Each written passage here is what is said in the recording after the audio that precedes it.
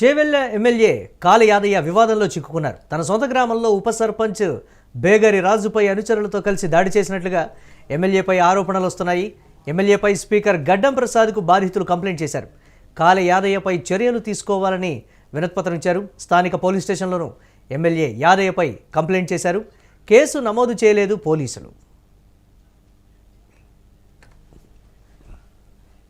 మన చించల్పేట్ గ్రామ ప్రజలందరికీ నమస్కారం. అయితే మొన్న మనం గ్రామ పంచాయతీ ఎలక్షన్ జరిగింది కదా, జరిగినప్పటి నుంచి మనం అత్యధిక మెజార్టీతో గెలిపించారు ప్రజలందరూ కలిసి. ఆ ఎమ్మెల్యే వర్గంకు మాకు హెడ్ ఆపోజిట్ ఉండే వాళ్ళు మనకు గెలవడం, మన గెలుపును చూసి వాళ్ళు జీర్ణించుకోలేకపోతారు. ఇది ఫ్లెక్సీలు చింపడము ఇది మూడోసారి. ఏదో పోనీలే మళ్ళీ ఒకసారి చింపారు కదా, మళ్ళా చింపరేమనుకున్నాము. మళ్ళా రాత్రి ఎమ్మెల్యేనే వచ్చి దగ్గరుండి చింపించిండు. అది వాళ్ళు మేము కాంగ్రెస్ పార్టీలో జాయిన్ అయినప్పటి నుంచి వాళ్ళు జీర్ణించుకోలేకపోతారు. ఆ కాంగ్రెస్ పార్టీ అంటే మేము భీమవరం వర్గంలో చేరినాం కాబట్టి ఆయన ఎమ్మెల్యే ఏ పార్టీ మాకే తెలియదు. రోజు టీఆర్ఎస్ అంటాడు, ఒకడు కాంగ్రెస్ అంటాడు. మాకైతే అది తెలియదు కాబట్టి ఆయనకి ఇలాంటిది జీర్ణించుకోలేకపోతారు. వాళ్ళు మొత్తం రోజు అరాచకం చేస్తారు. ఊర్లో అది ఇది ఇట్లా అది అట్లా అని చెప్పి రోజు ఏదో ఒకటి చేస్తారు. కాబట్టి అది వాళ్ళు వాళ్ళ ఏమనుకుంటారో మాకైతే అర్థమవుతలేదు. అది ఇప్పుడు మేము గెలిపోవటం అన్నప్పుడు సాధ్యం, అందరం కూడా కామన్ గా తీసుకోవాలి. ఒకటి ఓటో గెలుస్తారు, ఇద్దరం గెలవలేం కదా. వాళ్ళు ఎందుకు మరి అట్లా చేస్తారో, వాళ్ళు కూడా గెలిచినప్పుడు మేము కూడా ఓడిపోయిన రోజులు కూడా ఉన్నాయి. మేము కూడా ఎప్పుడు అట్లా అనలేదు. మా వాళ్ళు కూడా ఓడిపోయిన ఒకసారి వాళ్ళు గెలిచారు, ఒకసారి మేము గెలిచాం. అన్ని సమన్వయంగానే పని చేసుకుంటూ పోయినాం. కానీ మరి వీళ్ళు ఎందుకు అట్లా చేస్తారో అర్థమవుతలేదు. ఎమ్మెల్యేనే దగ్గరుండి చేయిస్తున్నాడు. అది ఆయనకు మరి ఎమ్మెల్యేకి ఏమనిపిస్తుందేమో అర్థమైంది. మేము ఆయనకు ఓట్లేసి గెలిపించినాం. ఆయన మాకు ఏం చేయలేడు. ఇంకా 3 సార్లు ఎమ్మెల్యే అయితే కూడా 3 సార్లు కూడా ఇంబడి ఉండి ఓట్లేసి గెలిపించడం జరిగింది. మేము ఆయనకు పిఎస్లో కూడా కంప్లైంట్ ఇచ్చినాం. వాళ్ళు ఏం చర్య తీసుకుంటారు చూద్దాం. ఒకసారి మళ్ళీ అందరం కలిసి పిఎస్కోవాలని అనుకుంటున్నాం. రైట్. ఇక తన సొంత గ్రామంలో ఉప సర్పంచ్పై దాడి చేసినట్లుగా ఈ నేపథ్యంలో పోలీస్ స్టేషన్లో కేసు అయితే నమోదైనటువంటి పరిస్థితి ఉంది. దీనిపై మరిన్ని అప్డేట్స్ మా కరెస్పాండెంట్ సతీష్ అందిస్తారు. సతీష్, సొంత గ్రామస్తులే ఎమ్మెల్యే మీద కేసు నమోదు చేయించినటువంటి పరిస్థితి ఉంది. మేము ఓట్లేసి గెలిపించినప్పటికీ కూడా మాకు ఏం చేయనటువంటి పరిస్థితి. ఆయనే స్వయంగా వచ్చి దగ్గరుండి ఫ్లెక్సీలు చింపించి మాపై దాడి చేశాడనేటువంటి ఒక ఆరోపణ కూడా దీనికి సంబంధించి వస్తుంది. ఏంటి అప్డేట్స్ ఏంటి, ఏం చెప్తున్నారు వాళ్ళు?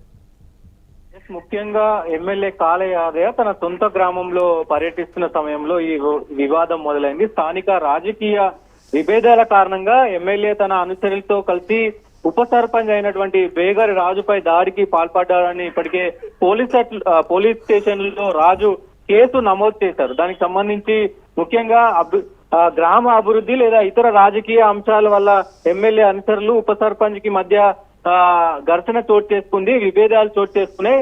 దానికి సంబంధించే ఎమ్మెల్యే ఏదైతే ఈ బేగరి రాజు అనే వ్యక్తిని నా మాట వినట్లేదు అంటూ కూడా ఆ ఎమ్మెల్యే కొంత అసహనానికి చెంది ఆయన పైన దాడి చేసినట్టుగా తెలుస్తా ఉంది.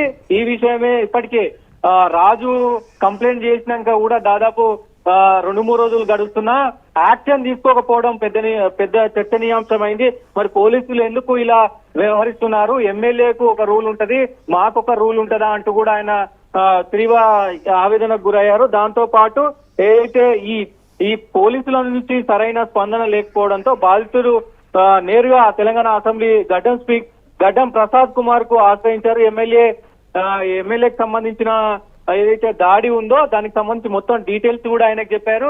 అక్కడ ఈయన పైన చట్టపరంగా ఎలాంటి నిర్ణయాలు తీసుకుంటారో మీరు తీసుకోండి. సో ఎందుకంటే పోలీసులు అటు స్పందించడం లేదు. సో ముఖ్యంగా మరి ఎమ్మెల్యే అయినంత మాత్రాన ఇలా చేయడం కరెక్ట్ కాదు అంటూ కూడా ఆయన చెప్తున్న పరిస్థితులనే దీనికి సానుకూలంగా స్పందించి గడ్డం ప్రసాద్ కూడా ఓకే నేను చూస్తాను అని చెప్పిన పరిస్థితులు అయితే ఉన్నాయి. ఇప్పటికే కాళ యాదయ్య మీద ఇప్పటికే ఏదైతే పార్టీ ఫిరాయింపు కేసు కూడా ఉండే అది క్లియరెన్స్ రావడంతో ఇప్పుడు మరొక అంటే స్పీకర్ పైన దీనిపైన ఎలాంటి విచారణ చేపడతారు ఏంటి అనేది కూడా ఒక చర్చనీయాంశంగా మారింది. రైట్. అంటే గతంలో కూడా ఈ విధంగా చేశారనేది కూడా ఆయన గ్రామస్తులు చెప్తున్నటువంటి అంశం. ఎందుకు అంటే గెలుపోటములు సహజంగా మేము వారు గెలిచినప్పటికీ మేము ఓడిపోయినా కానీ మేము సంయమనం పాటిస్తాం. కానీ ఈ విధమైనటువంటి కక్ష సాధింపు చర్యలు కావచ్చు, ఫ్లెక్సీ వల్ల వారికి వచ్చినటువంటి నష్టం ఏంటి, ఆయనే వచ్చి స్వయంగా దగ్గరుండి దాన్ని చించేయించాల్సినటువంటి అవసరం ఏంటనేది కూడా వాళ్ళు ప్రశ్నిస్తున్నటువంటి పరిస్థితి ఉంది కదా. పోలీసులు కూడా కేసు నమోదు చేయలేదనేటువంటి విమర్శలు కూడా ఉన్నాయి సతీష్. దీన్ని ఎలా చూడాలంటారు?